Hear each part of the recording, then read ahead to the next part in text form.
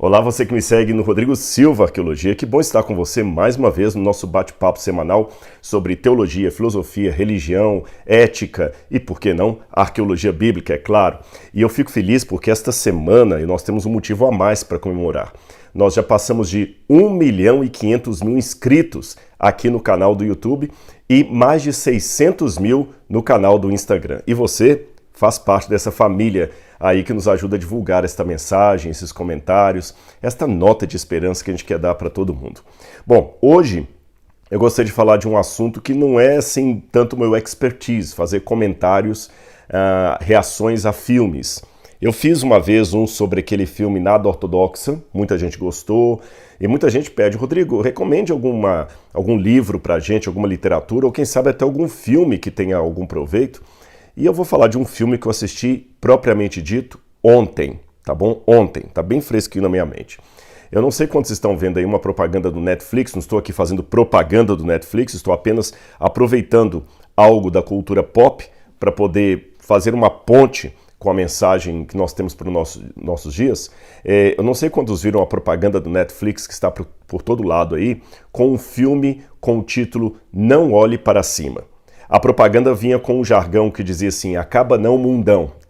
Me chamou atenção aquilo, eu vi em vários lugares em Belo Horizonte, porque essa frase, acaba não mundão, é até uma sátira que às vezes a gente usa com amigos mais íntimos assim, para falar quando uma situação está muito agradável, o sujeito acabou de namorar, está feliz, e a gente brinca com ele, desse jeito aí você não quer que o mundo acabe, né? Acaba não mundão. E quando eu vi aquele filme ali, estou de férias, eu resolvi assistir com minha esposa e é uma sátira sobre o fim dos tempos, mas eu tirei algo de interessante daquilo ali e quero levar isso em conta com vocês. Eu sei que muita gente pode falar assim, não, você vai falar de filme, tem que falar da Bíblia, não sei o quê. Queridos, o próprio apóstolo Paulo, que era um homem inspirado por Deus, dialogou com a cultura moderna. Quando ele estava pregando lá em Atenas, ele fez menção ao Deus desconhecido, ele citou o poeta Arato, quando ele falou para eles assim, porque nele nos movemos e temos a nossa geração, ele citou Arato, Paulo citou Epimênides, Paulo citou, talvez fez uma alusão indireta também a Sócrates, ou seja, Paulo dialogava com a cultura local. Se você assistir um vídeo que eu fiz sobre a parábola do rico e Lázaro, você verá lá a minha argumentação que Jesus usou de uma parábola comum no mundo judaico para falar sobre a recompensa pós-morte e mudou o fim daquela história para dar uma lição mais verdadeira do significado de tudo isso. Ou seja, Jesus e Paulo, estou citando dois à guisa de ilustração, dialogaram com a cultura externa. Eles dialogaram. Deus partiu sempre do conhecido para o desconhecido. Por exemplo, muitas coisas que nós temos na Bíblia, você encontra essa mesma cultura em povos não bíblicos. Quando Abraão, por exemplo, recebe um chamado de Deus e uma aliança com Deus, e fala que Abraão cortou uma aliança com o Senhor, aquele ato de Abraão cortar o animal no meio, os animais no meio e passar por meio deles, na verdade não foi Abraão que passou, foi uma tocha divina, o fogo de Deus, aquilo tem um eco muito grande na cultura hitita, por exemplo, que você vê nos tratados lá, os reis também cortando animais no meio e na hora de fazer aliança passam pelo meio das carcaças dos animais cortadas, uma de cada lado. Eu falei sobre isso também num dos vídeos aqui. Ou seja, a Bíblia é Deus falando com sotaque humano, é a cultura inspirada dialogando com a cultura não inspirada para ensinar algo. Não é que a Bíblia, a verdade de Deus, depende de fontes não inspiradas, mas é uma forma de, como eu falei, partir do conhecido para o desconhecido, ir ao outro onde ele está, tá bem? E nesse sentido eu quero lançar mão desse filme que eu assisti, Não Olhe Para Cima, porque ele me fez pensar em muitas coisas. Eu li também a crítica ao filme, e alguém já me falou, alguém que é aficionado por filmes de televisão, Hollywood, que se você quer saber se o filme é bom, veja se a crítica detona o filme. Se a crítica detonar é porque ele é bom. Se a crítica elogiar é porque é uma porcaria. Eu já vi essa fala por aí. Bom, não quero comprar briga aqui com os especialistas em cinema, em filme, que não é o meu caso, mas eu vou falar a minha impressão do filme. Nas críticas que eu li, alguns estão elogiando, outros estão criticando o filme. Eu vou fazer uma sinopse para vocês, sem sem dar aqui o spoiler. Espero conseguir fazer isso, tá bom? O filme mostra uma ideia apocalíptica em que uma estudante de PhD em astronomia está olhando lá no telescópio à noite, não é? O nome dessa estudante é Dibiansky, Kate Dibiansky, e ela vê um cometa que está vindo para a Terra. Então ela chama o professor dela, que é o ator Leonardo DiCaprio, e o professor dela, que é o Dr. Mindy, confirma em extraordinário, e ela descobriu um cometa. Até assim como tem o cometa Halley, também deram o nome do cometa, o sobrenome dela. Só que o cometa está em colisão com a Terra.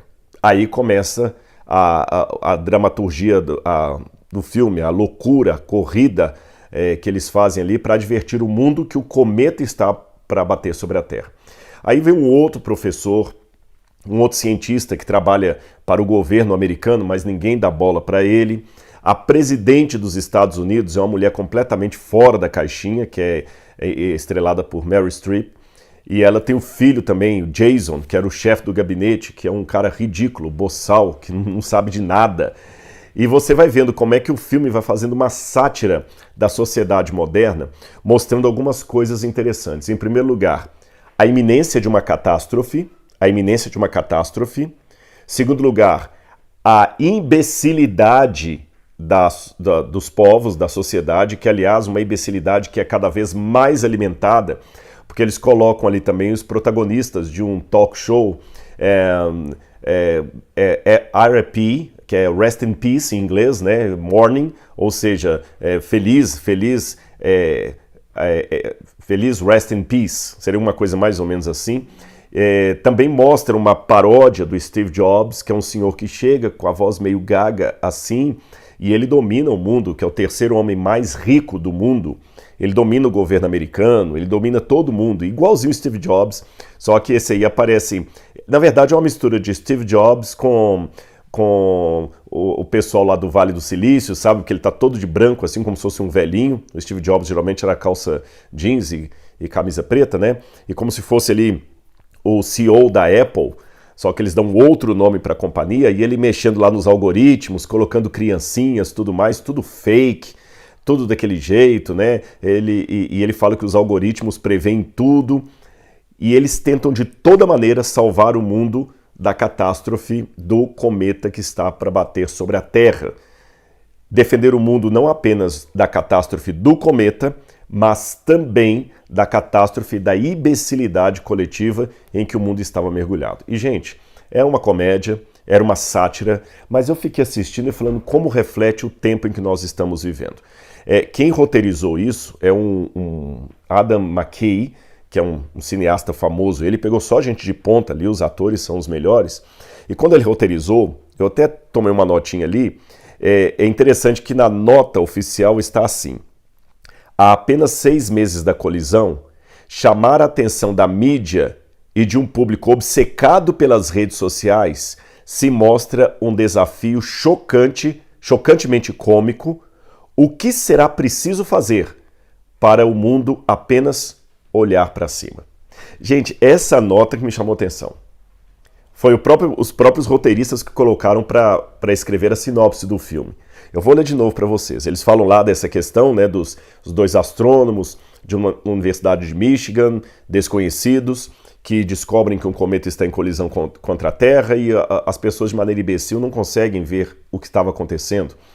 E aí eles colocam assim: há apenas 6 meses da colisão, chamar a atenção da mídia e de um público obcecado pelas redes sociais se mostra um desafio chocantemente cômico. O que será preciso fazer para o mundo apenas olhar para cima? Isso aqui me chamou a atenção porque isso foi escrito antes do problema da pandemia. Então, muitos comentaristas disseram, olha, antes da pandemia seria até um assunto interessante, mas o filme chegou talvez tarde demais, foi o que alguns críticos disseram. Porque agora, o assunto apocalíptico, todo mundo está assustado, a mídia não está escondendo o que está acontecendo, mas teve um lado bom, escreveram alguns comentaristas, que o filme critica os negacionistas da ciência. Com todo respeito aos que falaram isto, os negacionistas da ciência, eu a meu ver, assistindo o filme e lidando um pouquinho com a filosofia da ciência, eu vi que quem escreveu isso nas redes sociais, um desses colunistas, não entende bem o que é ciência, com todo respeito. Não entende bem o que é ciência e talvez assistiu o filme muito rápido, porque ele fala assim, que a menina era candidata a um mestrado, não é mestrado, é PhD, era doutorado. Outro detalhe curioso, além da menina ser candidata a um doutorado e não um mestrado, o filme mostra também cientistas agindo de maneira ridícula. Porque você tem no filme os dois cientistas ali, o professor e a menina, tentando salvar o mundo da catástrofe, mas há outros cientistas que são inclusive contratados por esse CEO que faz a paródia do Steve Jobs ali e que trabalham para ele, inclusive ganhadores de prêmio Nobel. Então o filme não faz assim uma apologia à ciência contra o obscurantismo, como alguns querem colocar, não, porque a ciência também tem os seus obscurantistas com PhD. Aliás, eu tomo até licença, já que eu falei isso aqui, para citar um trechinho do meu livro O Ceticismo da Fé, onde eu falei sobre isso. Eu tenho uma parte que eu falo assim, questionando a universidade, e eu tenho um capítulo aqui, o capítulo 7, que eu intitulei Crenças e Devaneios. E na época que eu escrevi esse livro, havia um filme do Steve Martin, eu sempre gosto de dialogar com a cultura moderna, e eu falei desse filme do Steve Martin, que fala uma comédia intitulada Leap of Faith, O Pulo da Fé. A versão brasileira não poderia ter um título melhor, Fé demais não cheira bem, intraduzível para o inglês. Eles mostraram, de uma maneira bem humorada, a tragédia de pregadores charlatães que brincam com a fé do povo. Interessante que o enredo termina com um desfecho surpreendente e até sério. Uma demonstração real de fé que mexe com os brios até de um falso pregador. É um filme velho, mas que vale a pena assistir. O charlatão é o crédulo. O charlatão e o crédulo. Eis uma mistura perigosa que resulta em muitos estragos sociais, especialmente para as religiões.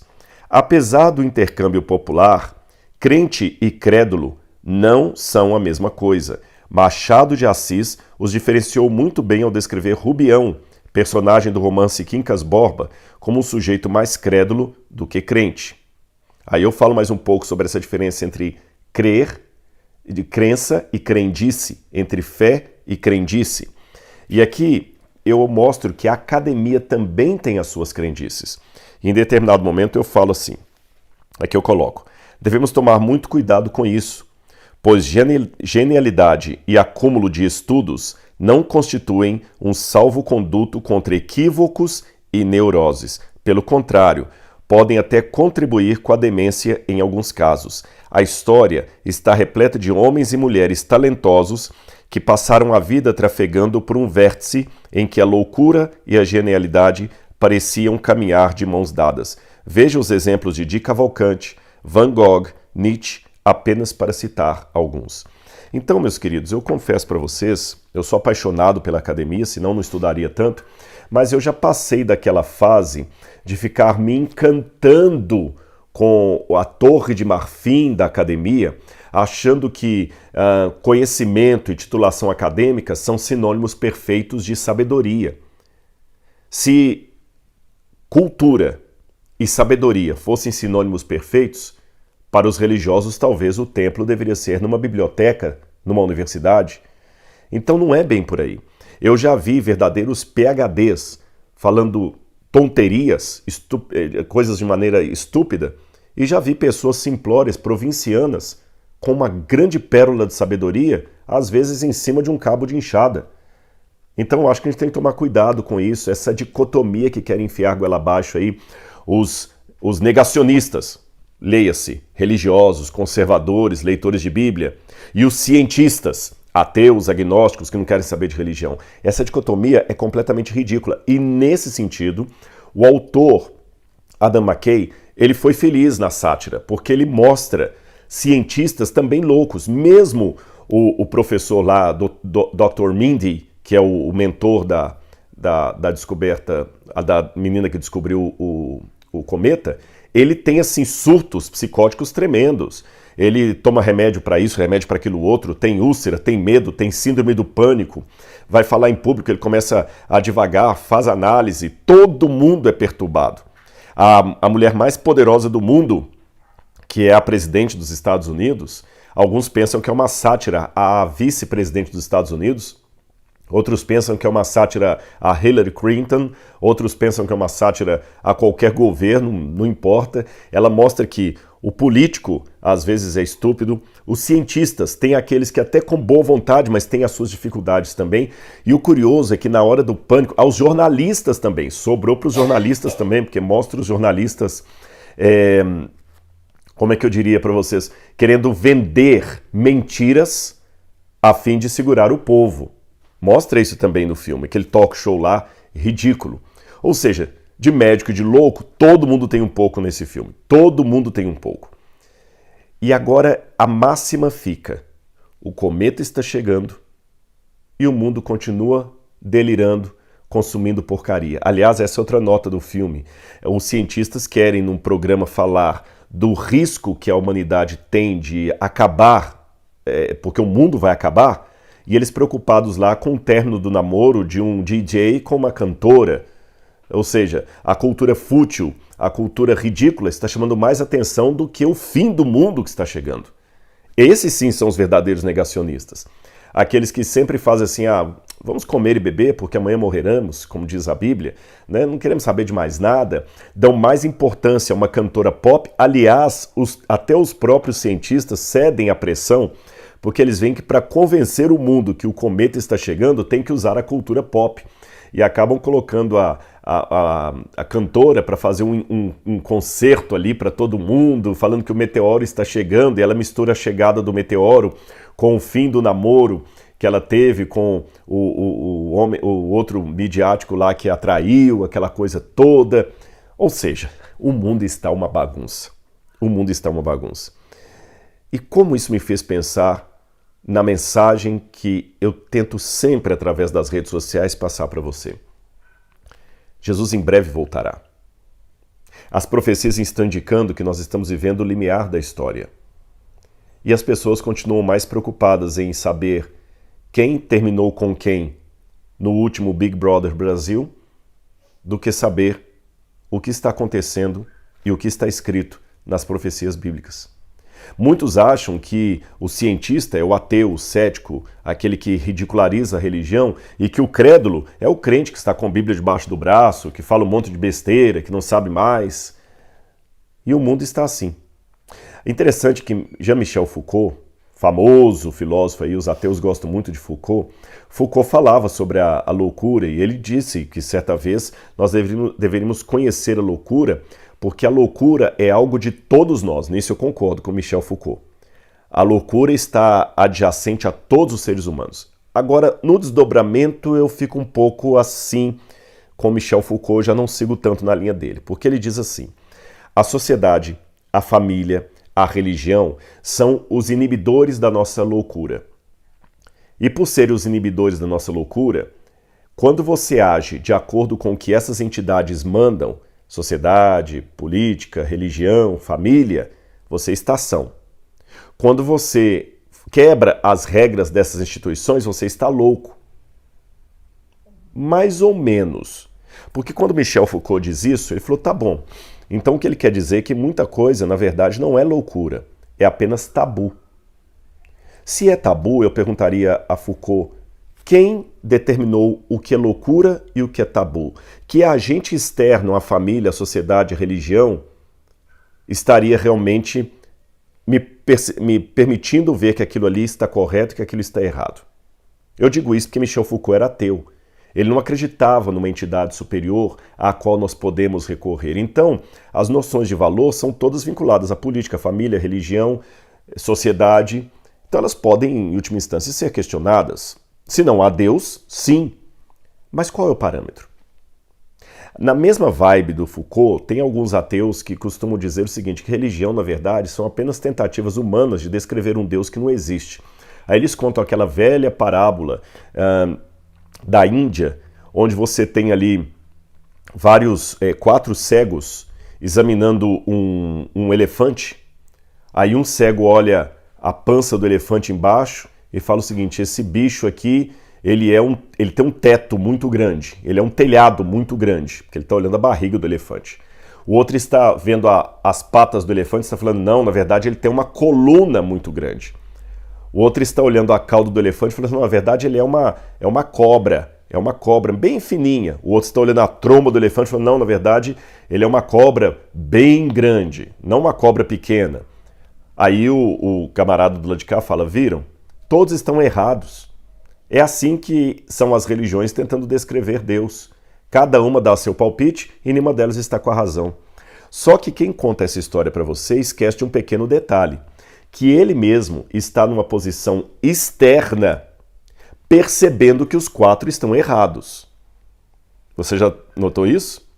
Para você estar numa posição externa, a ponto de perceber que os 4 discursos dos cegos estão errados, então quem é você? Quem lhe deu essa clara evidência para ver que todo mundo está errado e você está certo? Este é o problema do ateu e do agnóstico. Porque eles se colocam numa posição externa que na verdade não existe. Eles dizem assim, o mundo inteiro está errado, eu estou certo. Com base em que você está certo? Você que fala, eu estou certo como ateu, com base em quê? Na minha percepção. Mas existem outras percepções tão inteligentes ou mais inteligentes do que você que chegam a uma conclusão diferente. Então seria a sua percepção da realidade um salvo-conduto para encontrar o que não é a mentira? Será que a minha própria percepção é o bastante? Ou será que eu precisaria de um elementozinho que faz tremer muitos céticos por aí, que é a fé? Tudo isso eu vi no filme. Alguém pode falar, Rodrigo, você viu mais coisa no filme do que parece. Talvez seja. Talvez porque eu tenha assistido o filme com os olhares de um filósofo e não apenas de alguém que está vendo um entretenimento. O filme Não Olhe para Cima me fez pensar em muito mais coisa do que dar uma risada ou outra. Na verdade, eu dei poucas risadas, porque apesar de ser uma comédia desses tipos de enredo trapalhão, ele não foi uma coisa assim que me fez rir de dar dor de barriga. Já vou antecipar isso para vocês. Não é uma comédia inteligente que te faz rir ao todo tempo. Eu poucas vezes ri, mas nas entrelinhas dos diálogos, dos comportamentos, eu vi sim um quadro dos dias em que vivemos. E esse título, em português, Não Olhe para Cima, realmente me fez pensar. E aquela notazinha que eles colocaram lá da sinopse, o que precisamos fazer para levar as pessoas a olhar para cima, é a pergunta que eu deixo para você nesse vídeo aqui. Essa realmente é a tônica da questão.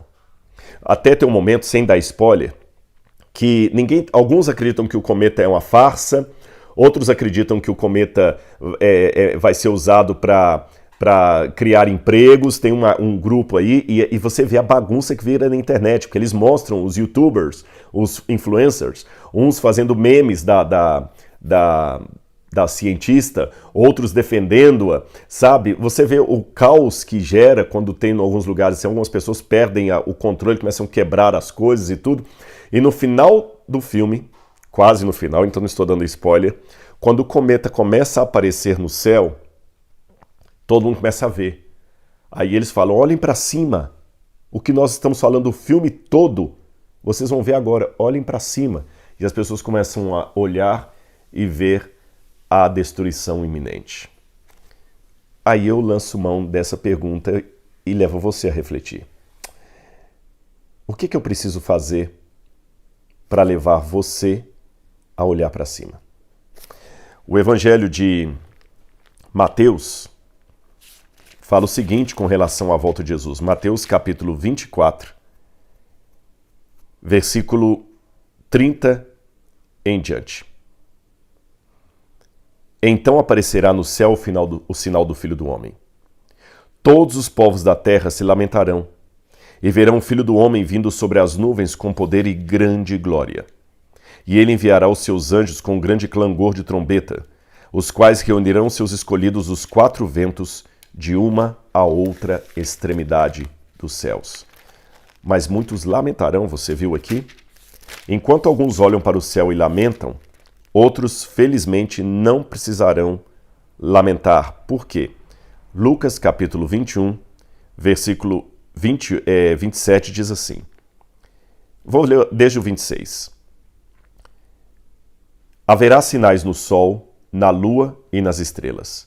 Sobre a terra, angústia entre as nações em perplexidade por causa do bramido do mar e das ondas. Haverá homens que desmaiarão de terror pela expectativa das coisas que sobrevirão ao mundo, pois os poderes do céu serão abalados.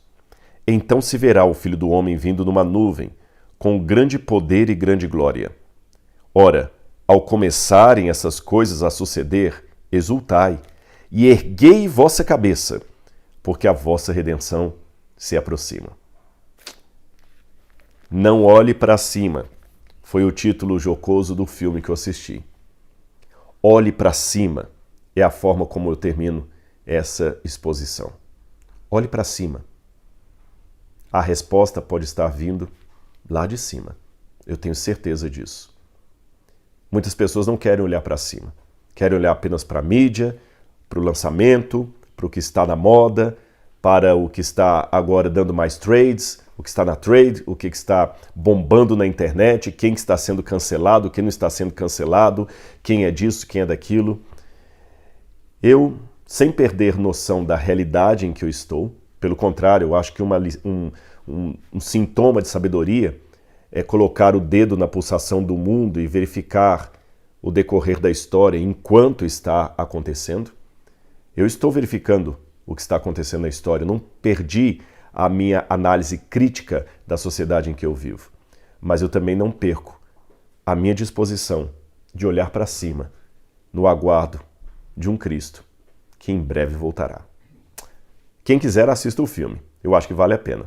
Mas quando assistir, lembre das reflexões que eu fiz aqui e pare para pensar se a semelhança do cometa, daquela paródia americana, nós não estamos hoje lutando para mostrar ao mundo louco que Jesus em breve voltará e que há coisas melhores do que a vulgaridade das redes. Um grande abraço e fique com Deus. Tchau, tchau.